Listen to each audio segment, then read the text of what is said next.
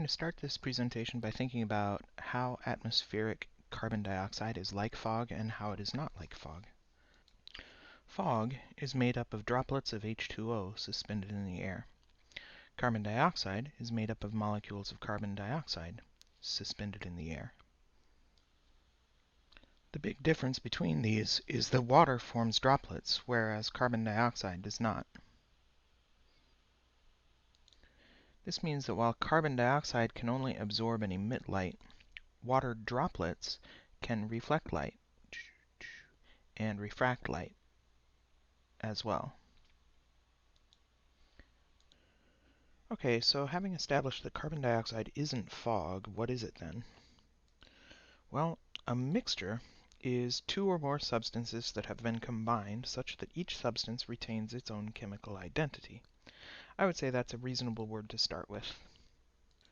So now that we've established that carbon dioxide is not fog, but what we're actually talking about is air, a mixture of carbon dioxide and other things, it's time to come to, I think, what are my central questions about the issue. Number one, how is heat energy transferred to the mixture, stored in the mixture, and transferred out of the mixture? And in order to approach these questions, I think we need to establish some of the properties of the mixture, which include the concentrations, the absorption spectra of the various parts of the mixture, how temperature works, how heat is transmitted from one part of the mixture to another or in and out of the mixture, altitude variability because it becomes less dense, lower pressure, and lower temperature as you get up higher in the mixture, and polar variability because generally carbon dioxide is a byproduct of trees and other plants, and so there's more carbon dioxide near the equator than there is towards the poles. Here is the information from Wikipedia about the composition of Earth's atmosphere by volume. It's 78% nitrogen, 21% oxygen, 1% argon, and if you round all these up to the nearest percent, it all adds up to 100%. So carbon dioxide and the other gases, neon, helium, methane, krypton, and hydrogen, carbon dioxide and the other gases make up less than 1/25th of a percent. That would be 0.04 of the atmosphere by volume. Now, there's a lot more to say about concentrations, but let's move on to absorption spectra. I'd like to establish at least some rudimentary concept of why carbon dioxide and other molecules absorb light in some spectra, but not in others. While carbon dioxide makes up only about 1/25th of 1% of the atmosphere, it does some things that nitrogen, oxygen, and argon gas can't do. N2 and O2, being composed of only two atoms, can't bend or do an asymmetric stretch. Much like a bell has a particular resonant tone, each of these modes resonates at a particular frequency. The frequencies are given here spatially rather than temporally, as how many light wavelengths would fit in a centimeter. The asymmetric stretch mode here resonates at 1,388 waves per centimeter. Whoops, I'm sorry, that is symmetric. The symmetric stretch mode is at 1388. The asymmetric stretch mode resonates at 2349 per centimeter. That is a faster frequency that the asymmetric stretch mode has. Finally, the bending mode has a frequency of 667 waves per centimeter. Now it appears that there's some expectation on this site that there should be double and triple that frequency. If it were really a bell, maybe we should expect that. So when I play a trumpet, I can play a song based on a variety of resonant frequencies of the bell without pressing down any of the valves.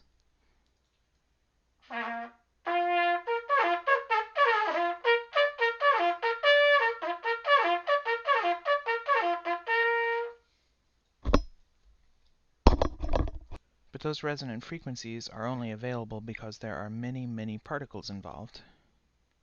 So the carbon dioxide molecule, I suspect, is not going to have these additional modes at higher frequencies. So the significant thing about this 667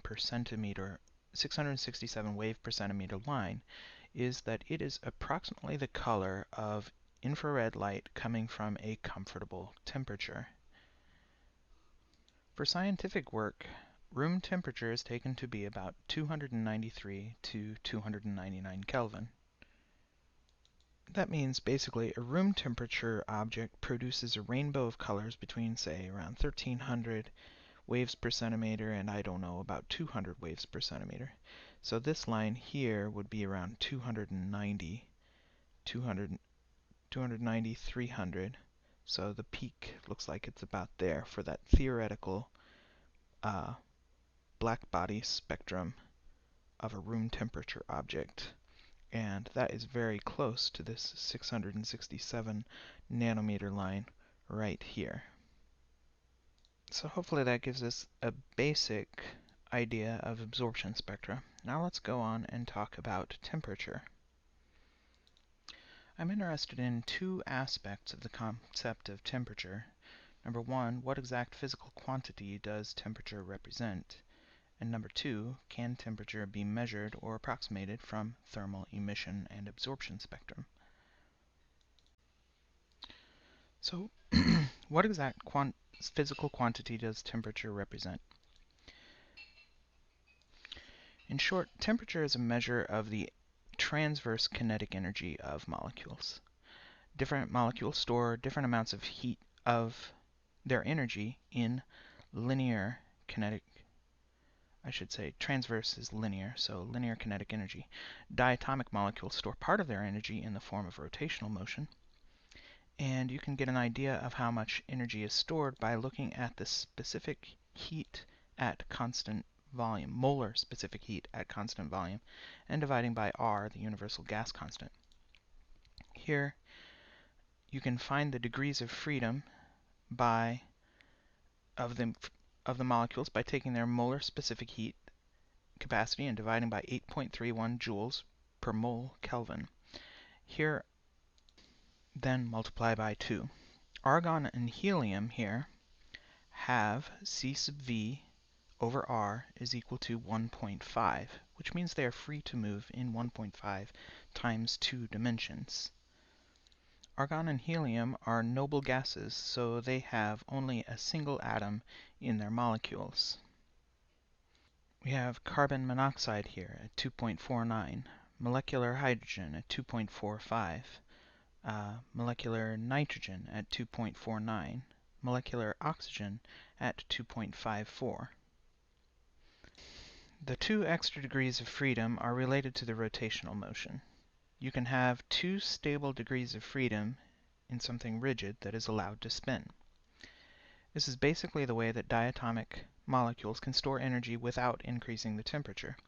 The first degree of rotational freedom is the top spinning around the axis, and the second axis is the axis spinning on the other axis. Now for these molecules that have CV over R of greater than 2.5, that means that there are other modes of motion that are being engaged. Carbon dioxide, with its value of 3.4, has 6.8 modes engaged. So besides the two modes of motion, linear and rotational, it has at least two other modes of motion that are at least partially engaged. If a mode is partially engaged, it means that occasionally a molecule in the system might store energy in a certain form. If it is fully engaged, it means almost all of the atoms in the system are storing energy in that form. To account for C sub V over R of 3.4, that means that carbon dioxide is almost fully engaged in 7 modes of motion. The three linear, going up, down, left, right, forward, backwards. The two rotational, basically rotation and precession. And it must be also that it is almost fully engaged in the bending mode with its low energy and the asymmetric stretch mode with its somewhat higher energy. Let's locate these two modes, oscillations, on a 300 Kelvin blackbody spectrum. 667 per centimeter is right around here, and 1388 is somewhere around here. Both frequencies are stimulated by the 300 Kelvin blackbody radiation, which is this dotted line on the top here. I would suspect that the bending mode at 667 per centimeter is almost fully engaged, while the symmetric stretch at 1388 per centimeter is only partially engaged, which would be why we have a C sub v over r of 3.4 instead of 3.5. Now there should be a way, by looking at Fermi Dirac statistics, of predicting exactly what proportion of the molecules will be engaged in any particular mode at a given temperature. At low temperatures, you have something called a Fermi gas, where 100% of the molecules are in their lowest energy state, represented by the blue line here, and 0% of the molecules are in excited states. But as the temperature goes up, for instance, kT equals mu is the highest temperature here, you have less and less molecules in their lowest state and more in excited states. To be clear and honest, though, I don't think I'm quite explaining the Fermi Dirac distribution correctly. All I'm saying is that the Fermi Dirac distribution could probably be used to explain why, for carbon dioxide at 15 degrees Celsius and atmospheric pressure has C sub v over r equals 3.4. I'm just not quite sure how it is done. So I asked, what exact physical quantity does temperature represent? And I said temperature is a measure of the transverse kinetic energy of the molecules. I'm just going to summarize this with an equation. Okay, I'm pretty sure I have this equation right. I don't have a reference for it, but anyway, the internal energy, U, is the internal energy of the gas, which includes translational, rotational, and vibrational energy. dF is the degrees of freedom, and the temperature is proportional to the translational energy of the gas. But it only includes translational energy. It does not include rotational and vibrational energies. And I think the reason that that's not a part of temperature is because those energies are not as easily transferred to objects around them. So the next question I wanted to ask was, can temperature be measured or approximated from a thermal emission and absorption spectrum? And of course, how, if it is possible. So from Wikipedia, here is the Planck distribution in the frequency domain. I'm plugging that equation directly into Mathematica. 2h nu cubed over c squared, 1 over e to the power of h nu over k sub b t minus 1. And I'm going to plug that in to see what we can see.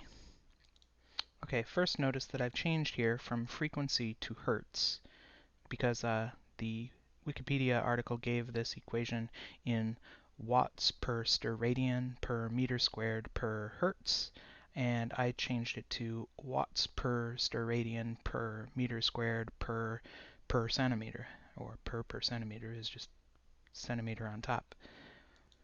So I'll first show you the pure blackbody spectrum. This is how many watts per square meter you'd get out of a steradian of viewing angle at any given frequency when looking at a given temperature. As I change the temperature, the size of the curve gets bigger.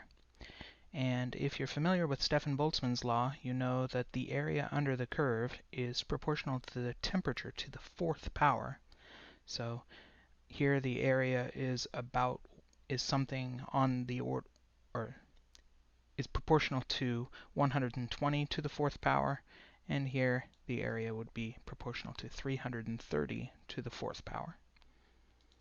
I'm going to show you my current understanding of how this all works, which of course could change at a moment's notice, but is more of an image in my head than words, so I had to turn the image into math and have Mathematica translate it back into an image. We have these two wave numbers, 667 per centimeter and 1388 per centimeter. So I'm going to put the 667 per centimeter in here as bend, and the 1388 in here as sim for symmetric stretch. And I want to center on those two frequencies, so I'm going to say between bend over 1.1 and bend times 1.1, we will have 100% emission. And between sim over 1.1 and sim times 1.1, we will have 100% emission. But everywhere else, we will have 0 emission. So what does that look like? Now, those are just kind of made up numbers, but you can kind of see this is what it would look like. This would be the blackbody spectrum of a carbon dioxide gas if it just emitted in a region between just plus, 667 per centimeter plus or minus 10% and 1388 per centimeter plus or minus 10%. So the idea here is that carbon dioxide is like a blackbody, except that it only emits in wavelengths where it has electronic states, such as the bending mode or asymmetric stretch, to convert kinetic energy into radiant energy. Now the next thing I'm going to do is in large part a conjecture. Remember when I said that CO2's degrees of freedom was 6.8 rather than an even 7? That might mean, perhaps, only 80% of the symmetric stretch mode is engaged. So I'm going to change my symmetric filter here so that it's 0.8 and see what that graph looks like.